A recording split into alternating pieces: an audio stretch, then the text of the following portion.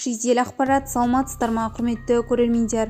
Ең соңғы жаңалықтарды алғашқылардың қатарынан білгіңіз келсе, лайк және подписация таңбаларын басып, біздің арнамызға жазылуды ұмытпаңыз.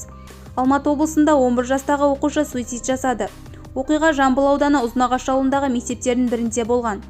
Жамбыл аудандық әкімдігі баланың өз-өзіне қол жұмсау фактісін растады, деп хабарлады Түркістан КЗ. Полиция аталған жағдайға қатысты Қазақстан Республикасының Конституциясының 105 бабы өзін-өзі өлтіруге дейін жеткізу бойынша қылмыстық іс қозғаған. Оқушы Жамбыл ауданы Ұзынағаш ауылындағы мектептердің бірінде оқыған. 6 сынып оқушысының суицидке баруының себебі белгісіз. Бұл оқиға демалыс күні баланың отбасында болған. Мектеп оқушысы толық отбасынан шыққан. Мектептен ешқандай қысым көрмеген. Оқу үлгермеде жақсы. Ата-анасының екеуі де жұмыс істейді. Әкесі жедел жәрдем қызметінде, анасы да медицина саласында. Баланың қысым көргені жайлы ақпарат жоқ. Арнайы тергеп тексеру жүріп жатыр. Неге бұндай қайғылы жағдай орын алғаны түсініксіз. Сенбі күні кешкі уақытта орын алған деді Жамбыл ауданы әкімдігінің баспасөз қызметі. Ал Алматы облысының әкімдігі қайғылы жағдайға душар болған отбасына жан-жақты қолдау көрсететіндерін айтты.